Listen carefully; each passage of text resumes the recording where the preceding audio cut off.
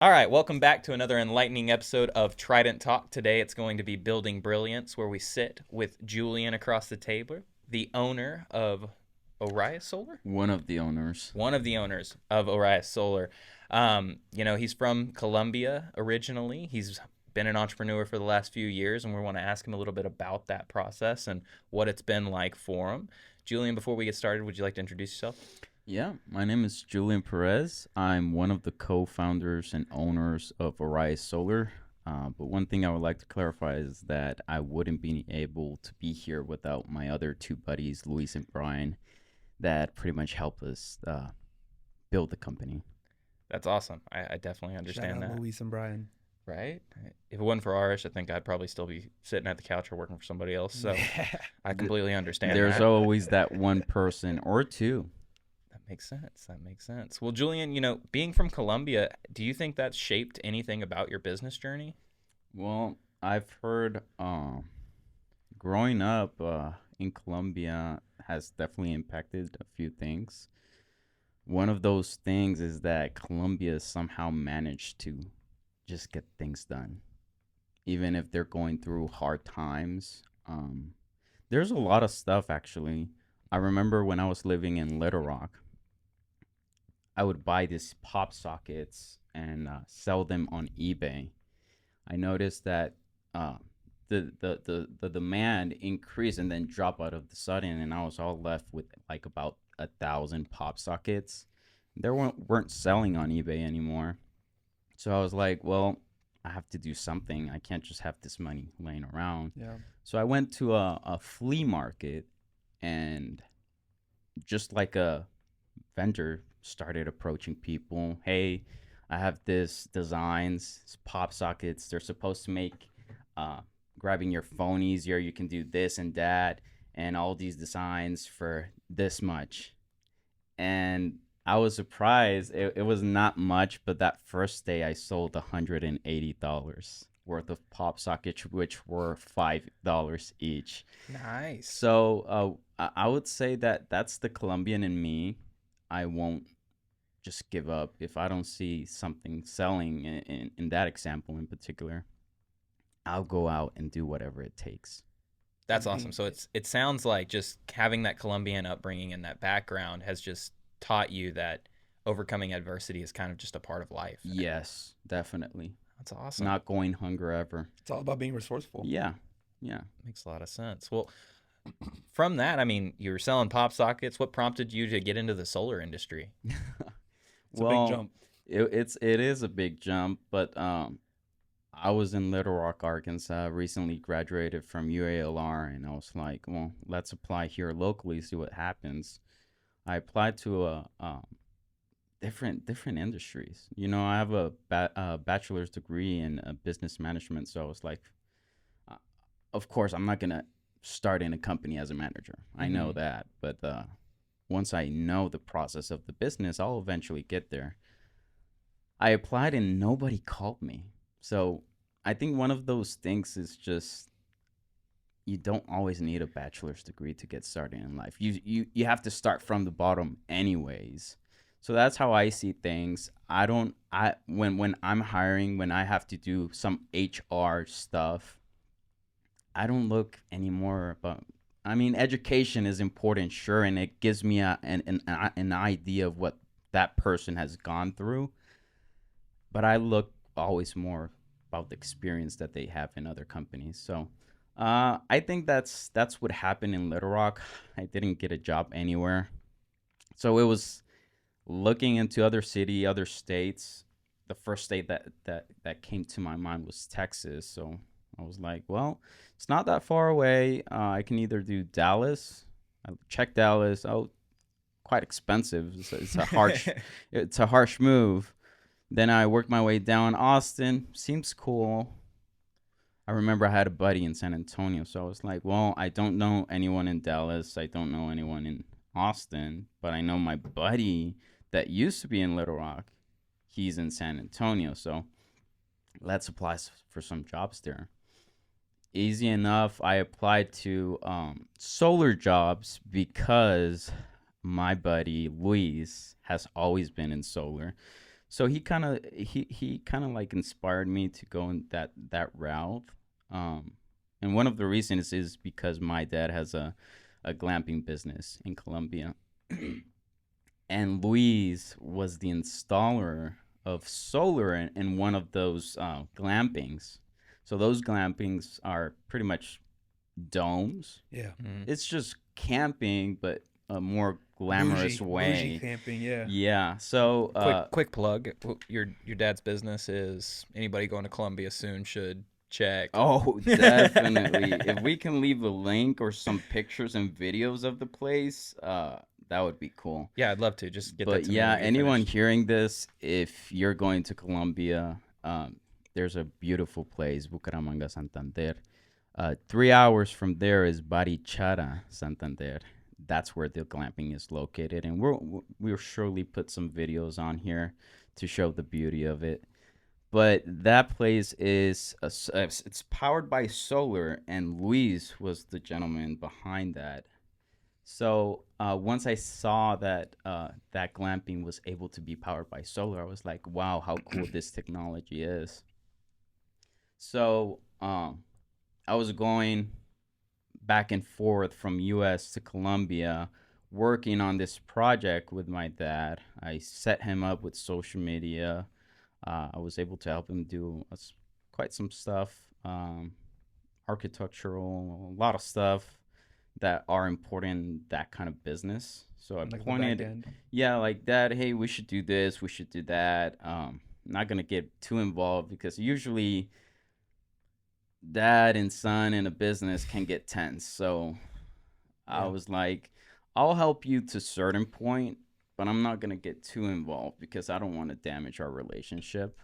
I know how I am in business, and I like to lead things instead to be led by someone. So if you want to be the leader and I want to be the leader, well, we're gonna probably crush. So we split. I showed him what the glamping business was. I was not an expert, but kind of like, hey, dad, this is what's trending. Not only in Colombia, but in the US, there's starting to be a lot of glamping businesses. I came back to the US, I applied. I was still in Little Rock. I applied to a solar job. I won't mention any company names here, but Wise choice. yeah. But like in 1 week, I was called, and that person has been very influential in my life. His name is Franklin. Shout out to Franklin if you come across this video. I just want to let you know that I'm thankful for everything that you've taught me. But just like Caleb said in previous podcasts, the environment of the company, that some other individuals, the way that they were teaching solar, I quickly realized that that's not what solar actually is, because I'm the kind of person, like, if you teach me something, okay, you're gonna be my first reference, but not the last. So I would hop on my computer, and just before I moved to San Antonio, it was a hard experience and a hard move because I only had $500 in my bank account. I didn't have money for an apartment or anything like that. So I told my buddy, like, hey, if you have a room, he didn't have a room. I don't know anyone else. I know Airbnb, but I can just afford Airbnb for just a few days. I started living in my car. In my the one I have outside, I have a huge attachment to that car because that car has been with me through hard times. Yeah. So I just laid the back seats down and just a few pillows I brought with me. It was in May, so I went through summer. I would turn on the car. I would sleep in front of my buddy's home, and I would bath and at what you call it, that gym.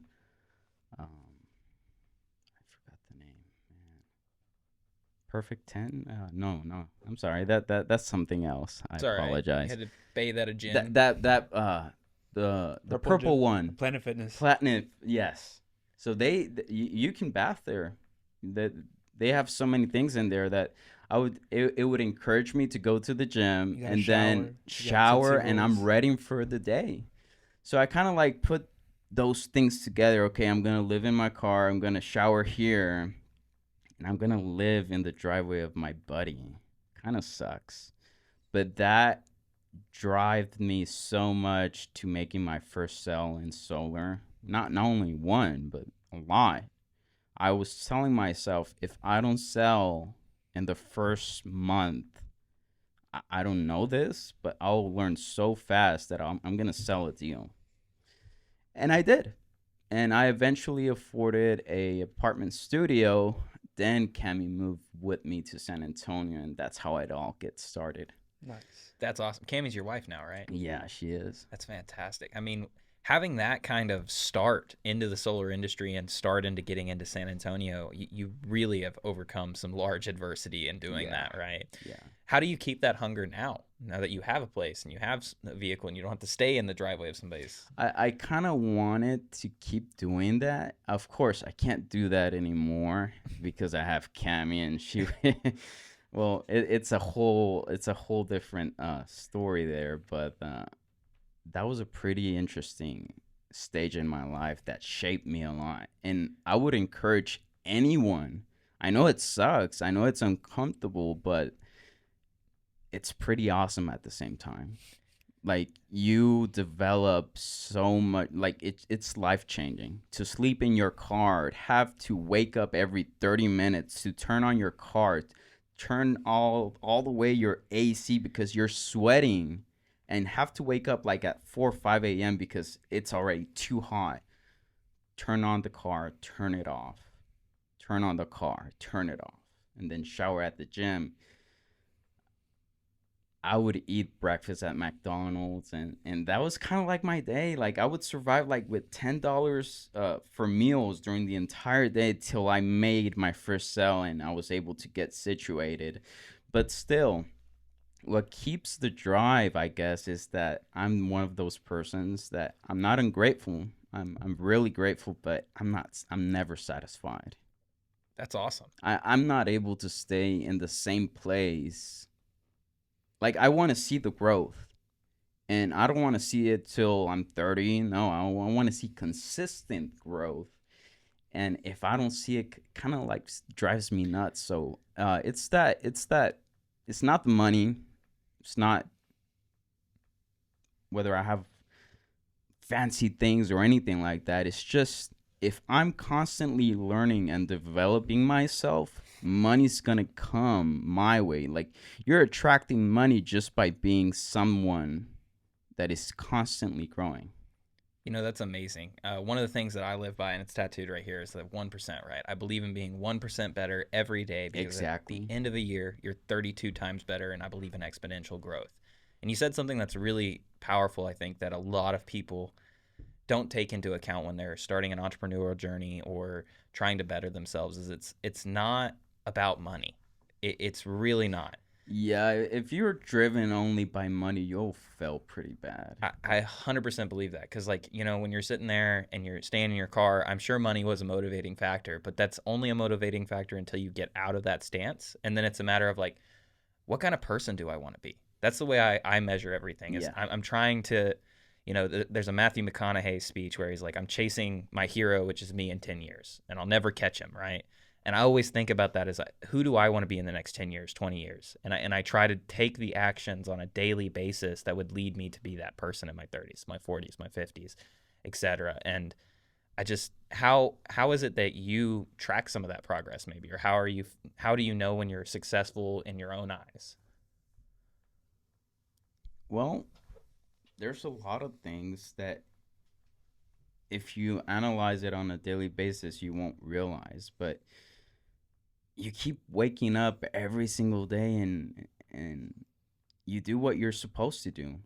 And then out of the sudden, when you look back, you're like, wow, I've come this far. That's crazy. It's not like I track daily or weekly. I just make sure that if I have a list of stuff on my phone that I need to do, I better get to it, because I know that if I accomplish those tasks on a daily basis, in a weekly basis, it's gonna be sounds like I did like a lot of ton of work.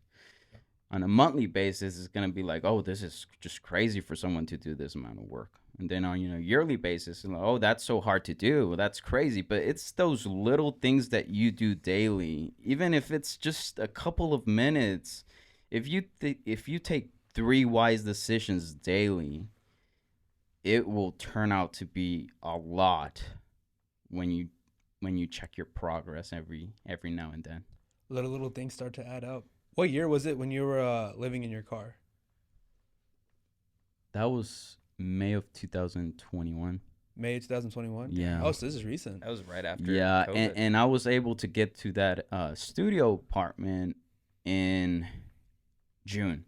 So that first month in solar, I sold enough deals to get situated. And then, like I said, I mean, I wasn't a good match for the company because what they were teaching us were pretty much lies. And you see it all the time in the solar industry where these Yeah. managers that are trying to get overrides, these legacy national companies that are basically just trying to push as much as possible because they all understand what we understand, which is it's getting tougher and tougher to buy solar and to sell solar in the future. So they're trying to push as much as possible. And this all started back in 2020 with the 0.99, 1.49 dealer fee or interest rates and everything, right? So just seeing, I'm glad that there's another person in the industry that's kind of seeing like this side of stuff, and I'm with you. I think it's disgusting. When did you feel like it was time to transition away from the company that you were at to where either what was the next step after that? Is that where Arias started? Kind of. I just knew sales, so I knew that I had to go through more process in order to be a good fit for our eyes. But pretty much when I sell something to someone, I create a relationship. It's not just a one-time thing. Yep. Like I'll be there for that person, and I'll make sure that they're happy.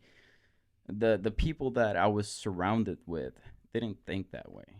They were just up there selling and then just disappearing. I was like, this just feels shady. Doesn't work that way. Doesn't work like that. And especially in solar, I mean, commissions are high for a reason. It's not that you just sell a deal and you disappear. Like you're pretty much getting money up front for following up with that customer and making sure that they're being successful with solar. And you know what's the easiest way to acquire customers in solar? Referrals. Referrals, exactly. Thank you. It's so much easier to get referrals from your one client to get 3 more rather than going and knocking another 100 doors and trying to get one other client from there, right? People don't realize that. Yeah. I don't understand why there's such a big disconnect over there where if you just give your original client that you landed somehow, some way, the best service, just do what you're going to say, and if things go south, communicate it with them. Like, just have that relationship with them. They're going to, in turn, bring you 2, 3 more. Like, my thing was that anytime I got a client, I treated it like an investment almost, right? Like I need to just continue to be as proactive as possible just because I know this is going to be, like I didn't bank on it, but I just knew that this was going to be a part of the business where it's going to be becoming more and more and more. When you start having issues like crazy from your installer, then that's a whole different story, right? Oh, yeah. But and I don't know you know that, but. And I got to that point. But Yeah. like you said, like you need to treat each customer like if it was a commercial relationship. Like Exactly. right now, we're establishing relationships with roofing companies, and we know that if we perform good for those roofing companies, we're gonna work together, Yeah. and we're gonna be throwing business at each other. So People don't understand how hand in hand it's I don't going see now. how that's different from having an individual customer. If you do a good job, you just have to have a conversation with them like, hey, listen, I would like to know if you have a friend, a family member, a neighbor. Yeah. I don't know, but anyone that might be interested in solar, I can do the exact same thing that you went through with them. I can help them out. Yeah, to piggyback on all of that, I mean, I'm not sure where I heard it. It may be Alex Ramosi, but one of the things that I've really internalized was every customer you get, if you had zero marketing dollars, how can you ensure the success of your business or your continued selling from that one interaction? And that one interaction has to be referral. So in order for my whole business to be built on referrals, I try to approach every customer like this. How would I need to serve that customer?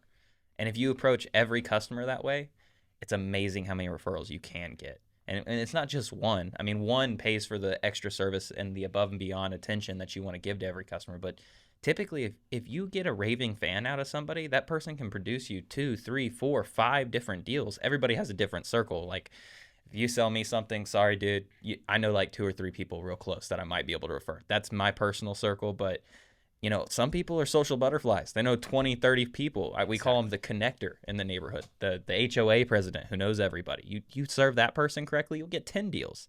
I've worked in different kind of communities where, in fact, there's one time I worked in an Indian community, right? And if you sold one, they made decisions as groups. I don't know how it was determined. I know that every time you sold one leader, you got 10 other deals attached to it, because if you served that person correctly, they trusted you to serve the rest of their friends and family. And I just think that's something that a lot of sales reps don't take to heart and take seriously enough is that customer care, not just the sell, but the actual delivering of the service, the follow-up, the communication, the making sure the homeowner has no questions. They're 100% on board with everything, so that when you get to the end, you go, hey, who out of your friends and family do you think would also benefit from this? They're like, here's a list, because you did such a great job. To kind of move on to the next thing, when did you start Orus Solar? I hope I'm saying this correctly. Yeah. Well, I noticed that the company that I was in, the group I was in, they were doing the complete opposite. Like we were talking about, they would sell, disappear from that customer's life, and they would knock the heck of a community and just repeat. Or there was others that would invest 5,000-10,000 in a campaign, and sure, they would get a lot of interested people in solar, but it's a kind of like a sucky method, like you still have to repeat that entire process. And referrals are just so much more likely to close because they're basically like, hey, my friend already did all the vetting process and they already did all the hard stuff. I'm just doing the same thing that they're doing, right? And I'm just making my life easier just the same way that they made their life easier. So referrals are number one, in my opinion, in terms of any kind of acquisition. But it's tough when the company you're working for isn't preaching that kind of stability with the customer, that kind of relationship. They're just kind of like one and done, on to the next, right? Yeah. Makes a lot of sense. What do you think like the most rewarding part of being a part of this company has been for you? A lot of learning. Once you start something of your own, you have to be everything at the beginning. And I would have at the start. I didn't have a salary. The company didn't have money. We started Rise with 1,500. We bought some solar panel cleaning stuff and a lot of passion for the solar industry with Luis and Brian. Kind of took off after that. I mean, it was something that where I was in marketing, I was in sales, I was in management. Luis was operation. He was also in payroll. Every single one of us was doing like so much stuff. Yeah. But something that really allowed us to do something like that, because I guess you're asking like, where do you get the money to just go without money for? It was almost an entire year without a salary, all in. And I wouldn't been able to make it without Airbnb. That's I have to give recognition to Airbnb, because that's what pretty much kept us alive. That's what kept food in the fridge. Are you saying you have some Airbnb properties? Yeah, that's awesome. Yeah, it's called Airbnb arbitrage. Pretty much you rent properties. You're very clear with the homeowner or whoever manages the property that you intend to put that property on Airbnb for business people, for nurses, whatever it is, people vacationing and touring the city. Storm chasers. Storm chasers. But I don't know what you're talking about. Once you sign that short-term agreement, you furnish the property, and that was all credit. It was a huge risk that I was taking, but Airbnb is incredible.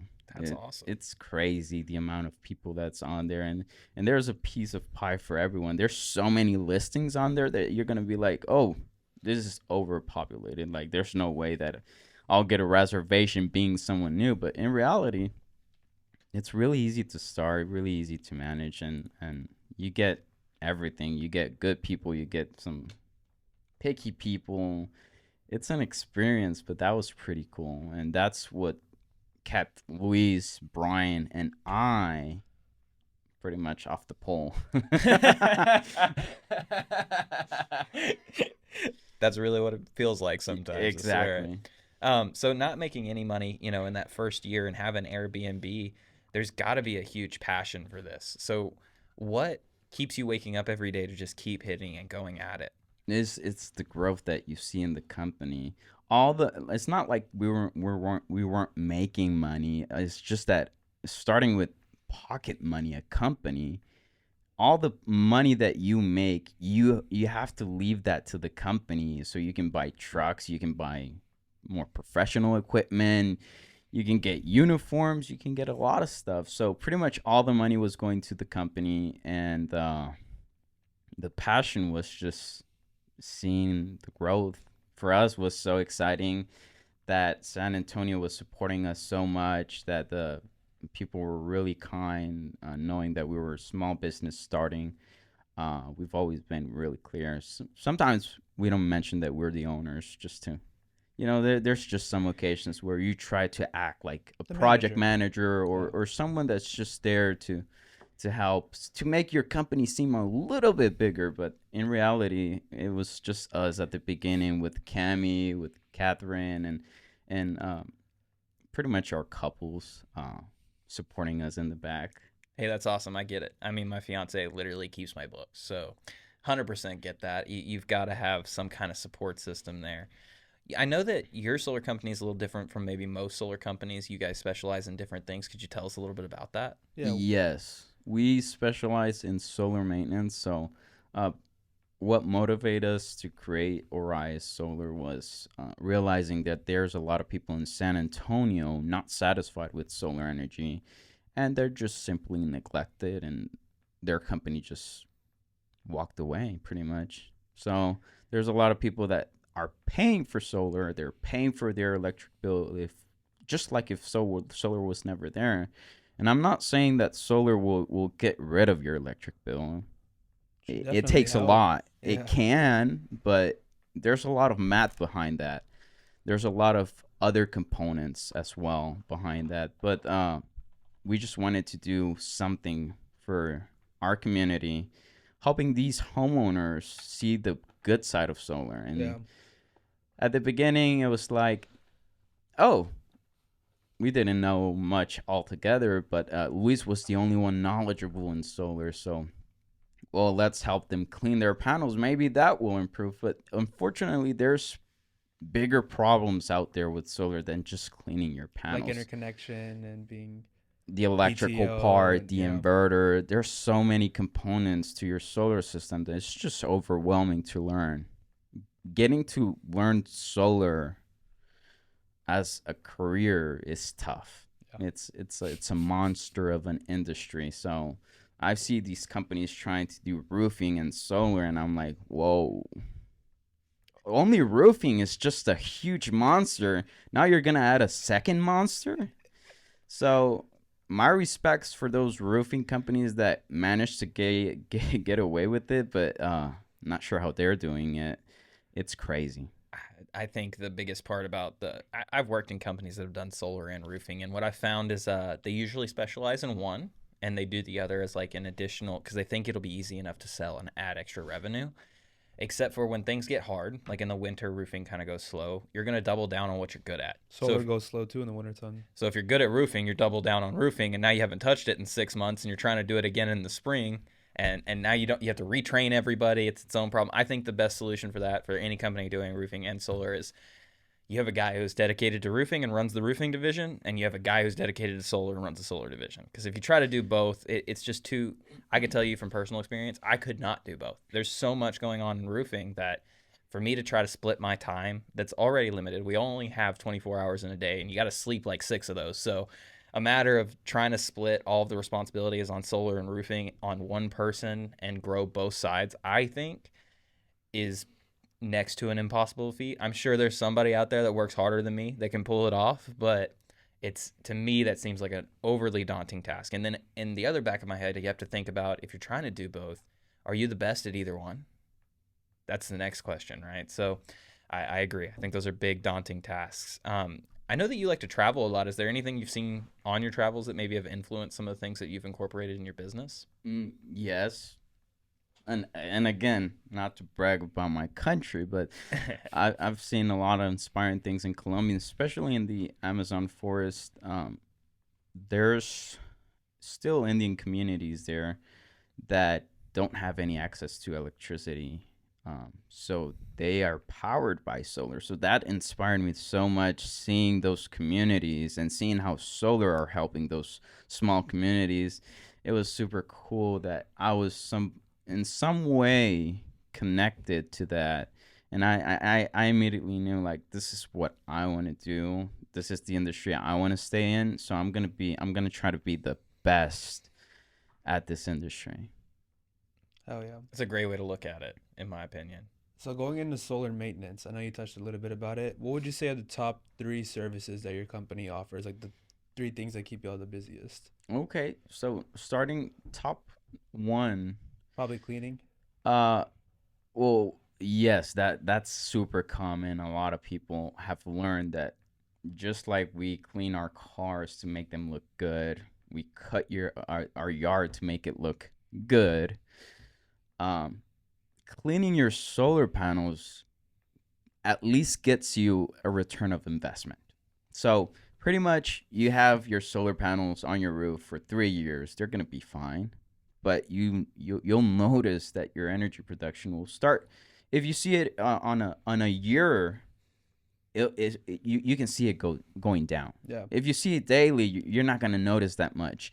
But I always show my customers, like, here, if you have the app, let me show you something. I put the yearly view, and you see this bell curve going down. Yeah. And there is degradation, but not to the extent where it shows on the apps themselves. Because we just got our panels cleaned for the first time in 2021 or 2020, January 2022, right when I started Trident, actually.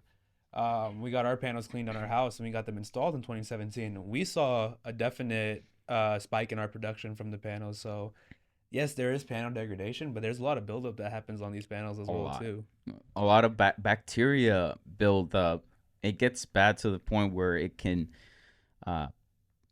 void your manufacturer warranty. So be careful with that. That's something that a lot of customers don't know. But if you reach out to your module or panel manufacturer and you try to initiate a claim, that's something that they're going to see. If you haven't cleaned your solar panels in 10 years, well, you're risking that manufacturer warranty that it's usually for 25 years. It's a pretty good manufacturer warranty. It's a linear energy production. That's one of the things that they're going to see. So just to stay protected and just to extend the life of your investment, think about doing solar cleaning at least once a year. That's interesting, and it's funny you bring up like bacteria and the stuff that grows on top of the solar panel that you're cleaning off, because one of the selling points of some shingle manufacturers is all of them have to put some sort of algae resistance beads in them. And it's usually copper that kind of keeps the algae from growing onto the roof. And that's why the first 10 years of any roof, it looks kind of new, it looks nice. And then you'll start to notice a steep decline once that copper is kind of weathered away, and you'll start to see your roof get darker and darker and darker. I'm assuming that same algae is growing on the panels, right? Yeah. And that's kind of what you're cleaning off. And then in addition to that, we live in a city. This is San Antonio, right? So I don't know what the population of San Antonio is, but let's say there's a couple 100,000 cars in San Antonio. That's a couple 100,000 cars that have to brake and create brake dust and exhaust fumes. And we also get crazy weather events where like Saharan desert sand is in the air and it's got to settle somewhere, even though we can't see it necessarily. Like this small buildup it gets on your cars. We have crazy live oak pollen. So yeah, I was about to say the allergies in San Antonio are fucking atrocious. Yeah, I mean, like there's pollen, there's all sorts of stuff in the air that comes in the springtime, and all that goes directly onto your panels. It doesn't matter if you have trees or not close by, but you can start to see it. And a lot of times, a lot of these sales companies will just tell you like, oh yeah, the rain will wash it away. No, And maybe in the first 1 or 2 years that may be they're applicable fine. or they're fine, right? But I'd say within first 5 years, getting a cleaning is essential. So you would say cleaning is probably the first service that you guys, It's very the popular. first most Yeah. popular one. What are the other two and three? The other ones are repairs. Repairs. Yeah. So, solar panel cleaning, what we do it a little bit different than other companies. What we do is kind of like preventive maintenance, Okay. uh, just to prevent problems on the long run on Yeah. your solar system. So, some companies just do the cleaning. We do a complete inspection. We check the wires. We check for Nice. critter damage. We test continuity. We check the inverter for any error codes or anything that may indicate that there might be a leak in the conduits that could probably cause a major problem and be a problem to economical problem to the homeowner.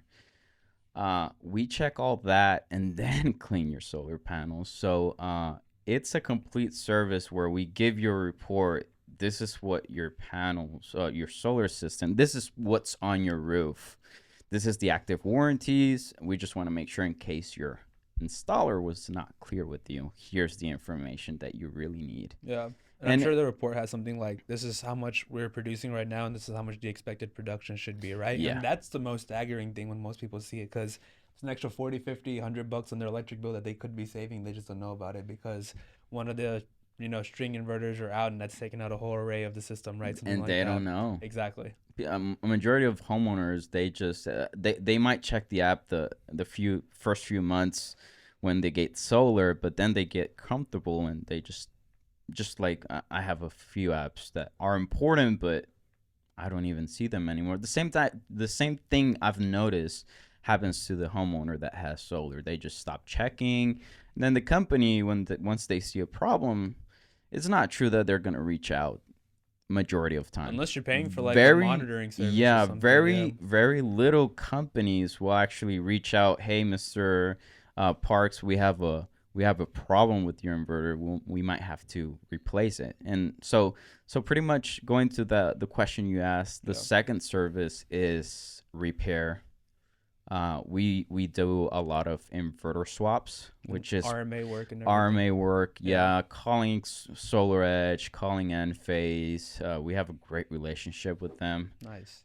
Just because sometimes we save them from initiating an RMA. Maybe it's a problem that they What is see. an RMA? RMA is replacing the component. Yeah. Yeah, but it stands for universal. It's return merchandise. What? I don't know what the A stands for. I know what RM It's all right. stands So for. like I know- it's basically like a return merchandise claim kind of thing, right? Yes. Okay. So pretty much they send out another component, we replace it, and we ship it out. That's pretty much the process that we do. We solve the problem, and then we have that relationship. No commitment. We still give a 1 year warranty for our service that we perform on everything. Okay. Everything that we do is results guaranteed. So if you have an energy production problem and we do anything to your system, we'll make sure it's covered. Anything that comes up within the year, we'll go and do a free on-site inspection. So, real quick, say I'm a homeowner, right? Yeah. How would I know I need your services? What are some things that I could check that would maybe point me in the direction of like, maybe I need to get a cleaning? Do I need to check an app? Do I need to just look at it from the ground? That's the thing. There's most of the homeowners, they're not educated enough to know where it's a safe point to just call someone. And most homeowners, what I want to say is that most homeowners notice it till it gets really, really bad. It's kind of like the leaky roof. Like we know there's a problem, but we don't want to fix it until there's a Dripping. stain in my ceiling or there's No, it's water coming through. Not the even vent. that. Like they might get the next bill and it's $2 more, and then the next one it's $10 more. Something must be going on. It's not cloudy critical days. enough for them to look into it and Yeah. investigate it. Yeah. Yeah, it gets to a point where now your bill, it was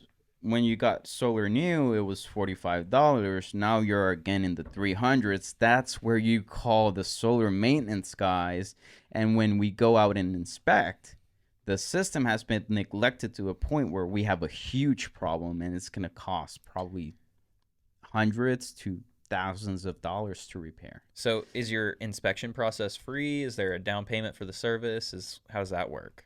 Most inspections are free. I would say that we handle it on a process where we've gotten to a point where we can hear, for example, if a customer calls, I have such and such problem, we know if it's something really small, like going and doing a troubleshooting, or if it's something that we need to get on the roof, detach pretty much the entire system and find a problem.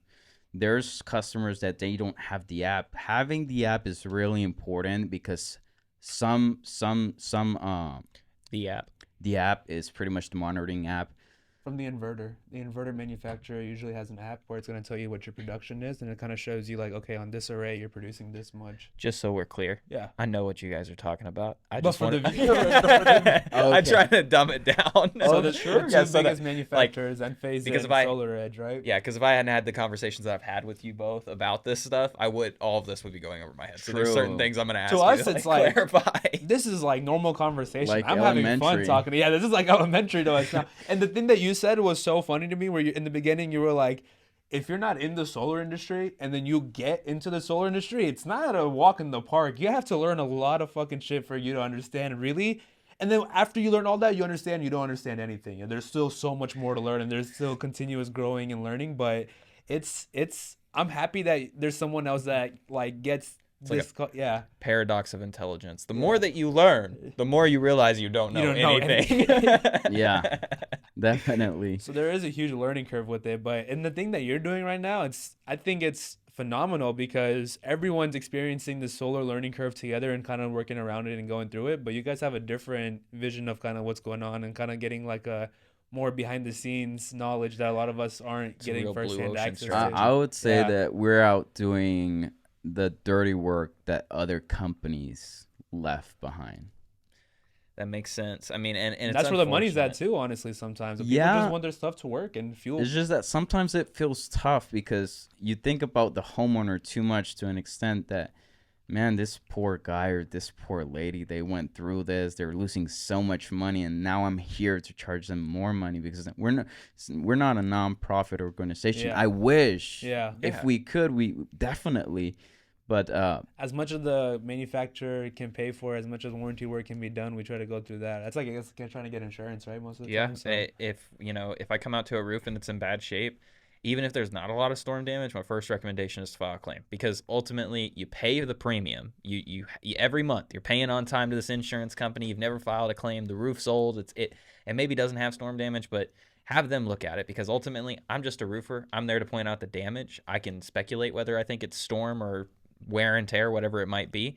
But I'm going to let the adjuster make their own decision on that. And if we can get it approved because there is old storm damage or something like that, I know it helps my consumer a whole bunch more, my homeowner a bunch more. I mean, paying for a roof, you're thinking $20,000 out of pocket or, $2 to $7 because you're paying a deductible. No matter how you slice that, I'd rather pay 20 to 30% of the cost of the roof versus the 100%. So I definitely understand that. And that's a tough thing because even in the roofing space, like I'll go out and I'll look at a roof and it's in bad shape, right? And it may be an elderly couple or an elderly person living on their own. And you want to do everything in your power to help that person, but also you have to run a business. Like there's insurance, there's cost to actually do the work. And, the markup's not that crazy. Like people think there's a ton of money just because like a roof costs $10,000 to $15,000. Like, that's a lot of labor and material costs. Like there's not a lot of profit in there. There's overhead, everything. Where do you think the money goes? The labor, I just want to clarify, the labor for solar technicians right now, it's like a trend.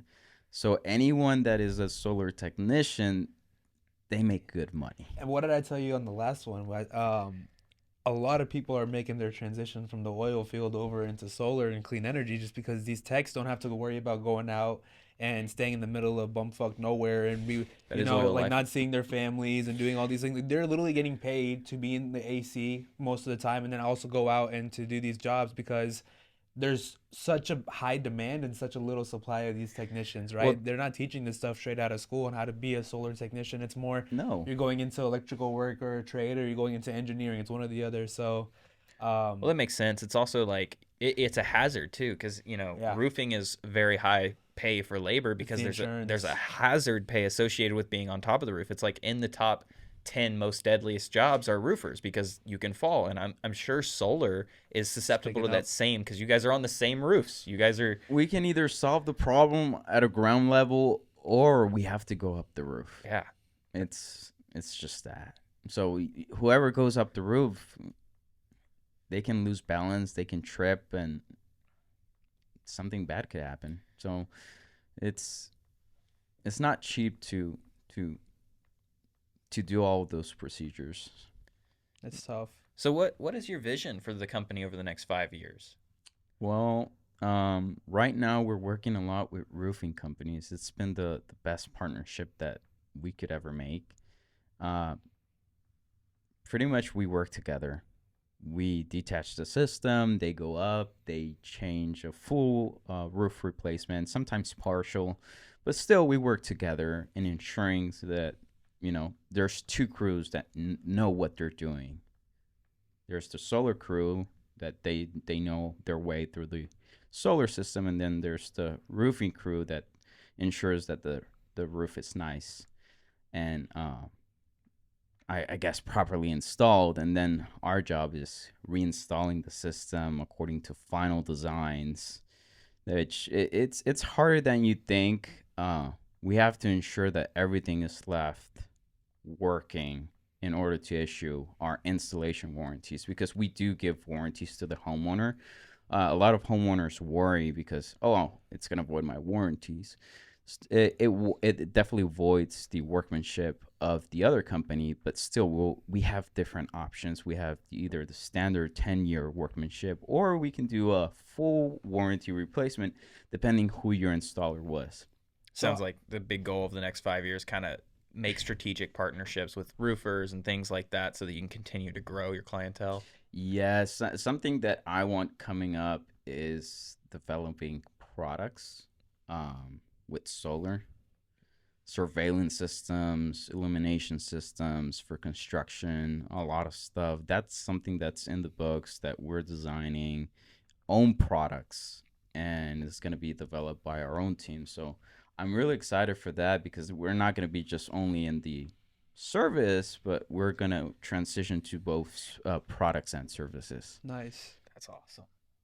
I have a question for both you guys because I wanted to get a little bit more clarity on this. Let's say I have a house. I have 4 different planes on the house. One square on one plane needs one little bit of roof replacement. I have to get rid of the entire, and let's say I have an array of solar on all 4 planes of the house. I have to get rid of the entire array, or I have to get rid of the entire system to fix that one square, or how does it work? I think it depends on where it's located. So one square, just for people who are unaware, a square is a roofer term for 100 square feet. Yeah. So one square of shingles, being replaced, if it's not near the solar system, you don't have to touch it at all. Okay. You would just pull that up. You make the repair. Let's say you have to replace the decking, lay new underlayment, and put the shingles on top. You would just do that. If it's somewhere where it maybe is kind of underneath the solar panel, or half of it's underneath and half of it's not, in that circumstance, it's kind of up to the solar company from my perspective as a roofer on how they want to do it. Sometimes they have to pull off a whole row of solar panels so that I can access the whole space. Okay. Sometimes they just pull up 2 panels so that I have enough room to pull that spot up and fix it. So it really just kind of depends on which company I'm working with and what their preference is on their material and installation process, because they got a warranty their reinstall. I'm just warranting the repair. We've done that. Yeah. And it's been mostly cases of raccoon damage.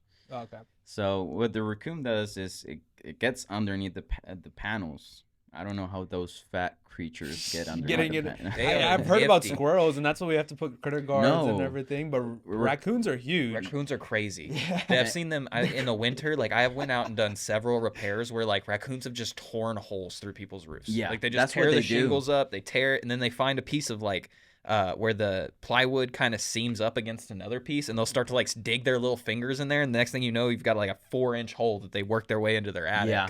And they're still in the attic. Yeah, I've been on several repairs where you've just gone to fix raccoon damage. There's only one animal I know that does that. Yeah, It's the 'cause raccoon. you said that with like a lot of like animosity, and you're like, raccoons are crazy. When you said, I was like, what kind of experiences have you So had? the with first time I raccoons? saw it, I was genuinely just confused. I did not know there was an animal that lived in Texas that could dig through A roof. the roof. Like that, never That's in my nuts. mind have I ever That's thought that was nuts. even a possibility. Every time I've ever sold like critter protection, previous to fixing raccoon repairs, I was always talking about squirrels, because like squirrels chew on the lead pipes to They cut can their get teeth. from the roof or from the trees onto the roof. They'll yeah. go up in between where like your soffit and your roof line meets. There's usually like a small gap, and they'll like kind of wiggle their way through it or cause damage. Like those are normal things that we think about. What you don't think about is if you live in an area that's near a forest or has lots of trees, or it's an older developed neighborhood that has lots of live oak, like there's wildlife there. Well, raccoons will straight up try to dig through your roof in the winter to get to the Yes. warmth. Yes. It's crazy. That's why I recommend to a lot of homeowners credit cards. Yeah. Yeah. That's an important one. So, you know, when they make this movie about you, who would you like to play you? I don't know, maybe Leonardo DiCaprio. Oh yeah. Nailed it. Nailed it. So, these are all just goofy questions I had for you. If you had to describe your journey of starting the company and coming to Texas, would there be 3 songs you could relate to it? Oh shoot, I'm bad with recalling names of songs. All right. This one's a little easier to answer, okay? You had a time machine, okay? Okay. You can go back to tell yourself something in 2020. What advice would you give him? 2020. I would Before say the pandemic. This is January. okay. I would say start learning about solar, because there's so much that it's I haven't. I'm still taking classes. We've onboarding a teacher from Colombia that speaks English. That's the one that Luis used to do the operational part. He's giving us classes every Monday for the whole crew to understand not only how solar works, but everything internally, from the inverter, electrical part, everything.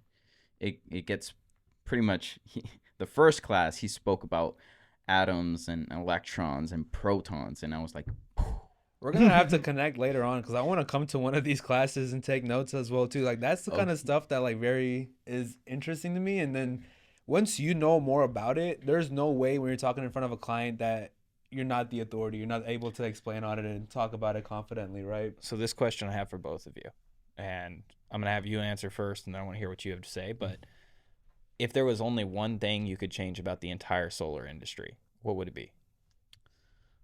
the way that well, let me rethink that. I think the way that they build their sales team is money driven only. So all they talk about is money, and not they.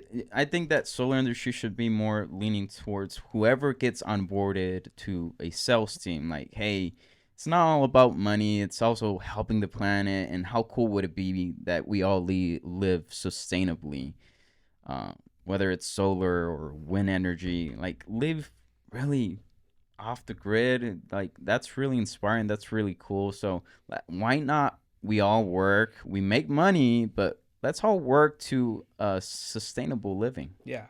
No need for anybody to be charging $5 a watt out here for no absolute reason. That's great. So it Man. sounds like to me the big thing is just get away from maybe the profit incentives and the money incentives, and just remember that the industry is more about helping the consumer and going towards something more sustainable for, say, our country and culture and world. Yeah.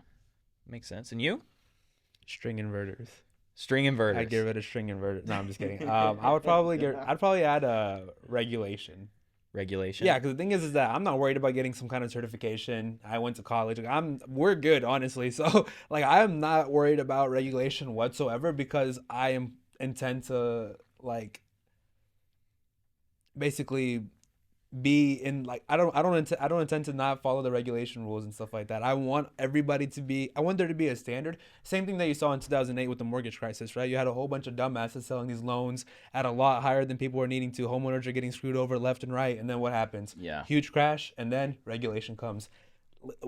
History doesn't repeat itself, but it remixes like crazy, right? So we needed, I think, regulation. I mean, it's coming. It just needs to come a little bit faster. And I think once everybody has a standard, I think we're going to see the next big boom in solar sales, at least on the sales side, because homeowners are going to feel a lot more comfortable buying these systems for their homes. Realtors are going to feel a lot more comfortable selling these systems for their clients. Like, it's just systematically for the economy, the regulation helps everybody. That's how I see it. Unless you're somebody that's working off the books or doing something incorrectly to like cut corners, we don't need those kind of guys in the industry anyway. Like, there's no place for them. So I think you both are coming from the same perspective where like Yeah. you want a it little to bit be of better. anger. You want it We've to be seen better. it, so that's why. It sounds like you guys just want it to be better for the consumer as a whole. And, Yeah. and your side of it is if we have regulation to make sure that, you know, guys or girls who shouldn't own a solar company, who are driven by the wrong incentives, By the Lambos. yeah, maybe shouldn't be the guys that are owning the company. The guys that you guys would advocate for owning a solar company or helping a consumer are the people that are looking at it from the bigger picture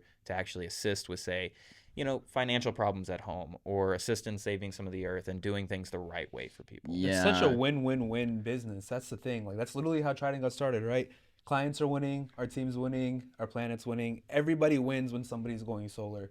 And the fact that people still want to abuse that business model is ridiculous in my It's just opinion. that the entry barrier is just I It's guess so little. Yeah. And to be honest, without the barrier to Anyone entry, can I wouldn't join. be here, to be honest. But at the same time, I'm thankful for that barrier of entry. But at the same time, being in the industry now for over 2-3 years and seeing kind of the back end of it and how everything works, I'm thankful for that as well too, because you learn what not to do from what everybody else is doing, right? So Double-edged sword, huh? yeah. All right. Well, as we come closer to the end, I did want to ask you a really important question, and that's what advice would you give to anybody looking to start their own entrepreneurial journey? Well, like I said before, the most important thing is waking up every morning, and even if you don't feel like it, getting up and doing the things that you're supposed to do. Like you'll eventually develop a list of things that you have to do on a daily basis, and it's just those daily things what's gonna just a lot of people look at the bigger picture. Oh, you need millions of dollars to start a business, or you know, you need to be you need to know what you're doing. To be honest with you, at the beginning, I didn't know much about solar, so it was just those little baby steps at the beginning, learning each day how solar works, what kind of problems we have out there, is where I am today. Hell yeah. I think it's nice to have millions of dollars to grow the business, but you don't need anything to start the business. You need just Some sweat equity. so You're going to be You just need willing to invest your own time. And I think you kind of hit the nail on the head. And just, you said something earlier that I don't think enough startup entrepreneurs or people with dreams kind of take into account. There's a lot of sacrifice and very, very, very, very, It's very tough. little money Yeah. in the beginning. Yeah. Oh, yeah. If you're starting anything for the dollars and cents, you're not going to see that for a very long time. And it takes time to build things, and any kind of income you make, you alluded to it earlier, you have to invest back in the business. Yeah. Do you want to make that money or not? Well, if you want to, then you're going to take all the money that you're making and pay yourself a tiny, tiny, tiny sliver of it to make sure you get your bills and reinvest it in more assets for your business to grow and scale. Yeah. And I don't think enough people take that into consideration. Yeah. But There's a lot of people with so much talent out there. Like I've seen people that are able to generate for other people's business 7 figures, and that's what I was doing for other people. So I was like, well, you know, I can take what I know and generate the same thing for my own business. It's just that I need to figure out other departments, because at the beginning it's either one person, 2 or 3 at the most. In a partnership, you need to have a lot of roles that you have no idea how to do at the beginning. Like I had no idea how to do HR roles and interview people. I hired a lot of people that ended up being just, there's people out there, just for you guys to know, that they'll ask, oh, okay, you're gonna pay me for training. They'll sit at the training, and the moment you stop paying for training, they just leave. So true. So true. So it's something I learned, So it's marketing, sales, HR, accounting. At the beginning, you have to do a lot of those things till the business can pay itself for an accountant or an HR manager, and then everything starts getting into place. So it's not like it came out of nowhere. It's just that those little things that you do on a daily basis build on. Next thing you know, you look back and you're like, whoa. That's amazing. That's amazing. Well, as the sun sets on our enlightening conversation, to kind of recap everything that we went over, I mean, you were born, I know you spent the first part of your life out in Colombia, and then you came to America for a little while, went back to Colombia for a little while. Then you came back to America, and now you're chasing your American dream and building a company, and you use a lot of your Colombian roots for that. But where can anybody find you, like on social media, your company's website, phone number, any of that good stuff that you'd like to put in now? Sure. So they can find us on Google, Orus Solar Care. I'm not very big. My social media is not very interesting. I do post I like to share podcasts like these, and just inspirational stuff on my social media. But if you want to find me on social media, you can look up Julian P. Cardenas. Awesome. Well, thank you, Julian, for sharing your brilliance and passion for the industry you're in today, and to our beloved listeners. Thank you guys for tuning in today. Julian, I hope your story inspires other people to chase their dreams. I learned a lot today, and I appreciate you for joining Building Brilliance, and hopefully we can have you on again in the future. I think there's still a lot of things that you could tell us. Thanks for the invite. Oh, we're going to keep talking. I'm excited about this. And I definitely want to get an invite for those electrical trainings, because I want to dive in deep with you on that. We're going to have a whole other conversation just about what to expect when you're going solar. If you want to join our team in a real project, I'll be more than happy to put you on. Yeah. Seriously? Yeah. And we'll make we'll make a video out of it. I'll learn a lot. I'll share what I know, and we'll do that. Yeah. Okay. Yeah. Okay. For sure. Plans being made. Anyway, thank you for tuning in this week. We'll see you next week. Thank you.